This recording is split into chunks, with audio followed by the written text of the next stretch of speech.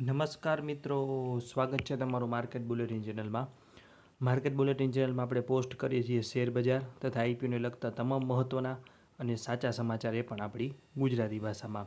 તો આજના વિડીયોમાં આપણે એક સ્ટોક સ્પેસિફિક સમાચાર વિશે વાત કરશું અને તેમના વિશે આવ્યા છે. એક મહત્ત્વના સમાચાર આવ્યો છે, એક સેબીનો ઓર્ડર. આ ઓર્ડર વિશે તમને સંક્ષિપ્તમાં તમામ માહિતી આપશો, એ પણ આપણી ગુજરાતી ભાષામાં. પણ તે પહેલાં હજુ સુધી તમે ચેનલને સબસ્ક્રાઈબ ન કરી હોય તો જલ્દીથી જ કરી આપો. જલ્દીથી આપણા 10,000 સબસ્ક્રાઈબર પૂર્ણ થઈ જાય તેમાં સહયોગ કરો. તો ચાલો વધુ વાત ન કરતાં શરૂઆત કરીએ. આજે આપણે વાત કરશું સુઝલોન એનર્જી લિમિટેડના આવેલા એક ઓર્ડર વિશે. પણ તે પહેલાં સુઝલોન કંપનીના સ્થાપક અને ધ વિન્ડમેન ઓફ ઇન્ડિયા એટલે કે શ્રી તુલસી તંત્રી સાહેબને શ્રદ્ધાંજલિ. તેમને રિન્યુએબલ એનર્જી સેક્ટરમાં એક ભારતના અગ્રણી સ્થાપક તરીકે અને રિન્યુએબલ એનર્જી સેક્ટરના એક મહત્ત્વની યોજનાઓ વિશે તેમની રજૂઆતો કરવા વિશે તેમનો રિન્યુએબલ એનર્જી સેક્ટરમાં પણ સારો એવો ફાળો છે અને ભારત તેને ધ વિન્ડમેન ઇન્ડિયા તરીકે ઓળખે છે. આપણે વાત કરીએ સુઝલોન એનર્જી લિમિટેડની, તો સુઝલોન એનર્જી લિમિટેડને સેબી કેસમાં ક્લીન ચીટ મળી છે અને સેબીએ તેના આરોપો તમામ અસ્થાપિત કર્યા છે. તમામ વિગતવાર માહિતી મેળવશું આપણે, એ પણ આપણી ગુજરાતી ભાષામાં. શરૂઆત કરીએ તો આજે સેબીનો એક 40 પન્નાથી વધુનો એક ઓર્ડર આવ્યો છે, જેમાં સુઝલોન એનર્જી લિમિટેડ અને તેના અધિકારીઓ સામે સેબીએ નાણાકીય નિવેદનોમાં ગેરરીતિ માટે તપાસ કરી હતી. આ તપાસ નાણાકીય વર્ષ 2014-15થી નાણાકીય વર્ષ 2020-21ના પહેલાં 3 ક્વાર્ટર સુધી ચાલી હતી. વાત કરીએ કેસની, તો સેબીને જાણવા મળ્યું કે સુઝલોન એનર્જી લિમિટેડ અને તેના અધિકારીઓ વગાડિયા અને અમિત અગ્રવાલ એ સેબીના વિવિધ નિયમોનું પાલન કર્યું નથી અને આ કેસની તપાસ માટે સેબીએ એડ્યુકેટિંગ ઓફિસરની નિમણૂક કરી હતી, જેમાં શ્રીમતી ગીતાજી સહિત અને અન્ય અધિકારીઓનો સમાવેશ થાય છે. 9 નવેમ્બર 2022ના રોજ નોટિસીઓને કારણદર્શક નોટિસ મોકલવામાં આવી હતી. શરૂઆતમાં કંપની તરફથી કોઈ જવાબ ન આપ્યો નહીં, પરંતુ બાદમાં સુનાવણી મુલતવી રાખવા વિનંતી કરવામાં આવી અને સમાધાનનો વિકલ્પ વિચારવાની વાત કરવામાં આવી. અંતે 26 ડિસેમ્બર 2022ના રોજ કંપનીએ નોટિસ સોંપની અને તમામ નોટિસ મેળવનાર વ્યક્તિઓએ તેનો જવાબ રજૂ કર્યો. વાત કરી નોટિસમાં શું મુખ્ય આરોપો હતા, તો સુઝલોન એનર્જી લિમિટેડ દ્વારા નાણાકીય ગેરરીતિ આચરો અને તેની નેટવર્થ ખોટી રીતે વધારવાનો આરોપ મૂકવામાં આવ્યો હતો સેબી દ્વારા, અને આ મુખ્યત્વે તેના ઓપરેશન અને મેન્ટેનન્સ બિઝનેસના શંકાસ્પદ સોદાઓ દ્વારા થયું હોવાનું મનાય છે. વાત કરીએ મુખ્ય મુદ્દાની, તો ઓએમએસ વેચાણ ઉપર કૃત્રિમ નફો એ પ્રથમ મુખ્ય મુદ્દો હતો. 2014માં સુઝલોને તેનો ઓએમએસ બિઝનેસ તેની એક જ સંપૂર્ણ માલિકીની પેટા કંપની એસજીએસએલને 2000 કરોડમાં વેચ્યો હતો અને આ વેચાણથી 1922.92 કરોડનો મોટો અસાધારણ નફો તરત જ દર્શાવવામાં આવ્યો હતો. ચક્રીય નાણાકીય વ્યવહારનો પણ એક મુખ્ય મુદ્દો હતો, જેમાં વેચાણની રકમનો મોટો હિસ્સો એટલે કે 1300 કરોડ વાસ્તવિક રોકડ નહોતા, પરંતુ એવો આરોપ છે કે ભંડોળનો બેંક ખાતાઓ વચ્ચે વારંવાર ફેરવી અને કૃત્રિમ રીતે રસીદ બતાવવામાં આવી હતી, જ્યારે એસજીએસએલ પાસે વાસ્તવમાં ચૂકવણી કરવાની હતી.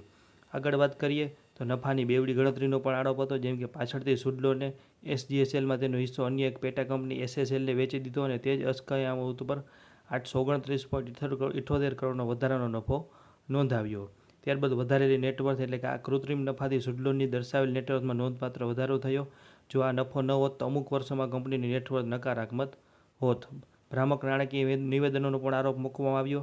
આ કૃત્યથી સુઝલોનના સ્ટેન્ડલોન અને કોન્સોલિડેટ નાણાકીય નિવેદનો ખોટા દર્શાવવામાં આવ્યા, જેનાથી તેની નાણાકીય સ્થિતિ વાસ્તવિક કરતાં વધુ સારી દેખાતી હતી, જેણે શેરના ઊંચા પ્રીમિયમ પરના ઇસ્યુને પણ પ્રભાવિત કર્યો હોઈ શકે. સારાંશમાં સેબીનો આરોપ છે કે સુઝલોને કાલ્પનિક નફો ઊભો કરી અને તેની નાણાકીય સ્થિતિને ફૂલાવી અને રોકાણકારોને ગેરમાર્ગે દોર્યા છે. પણ આજે આ કેસનો ચુકાદો આવ્યો છે અને સેબી તરફથી એક સરસ ઓર્ડર બહાર પાડવામાં આવ્યો છે, જેમાં સેબીએ કહ્યું છે કે પવન ઉર્જા ક્ષેત્રના પડકારો અને સુઝલોને તેની સામે અનેક મહત્ત્વના પગલાઓ લીધા છે.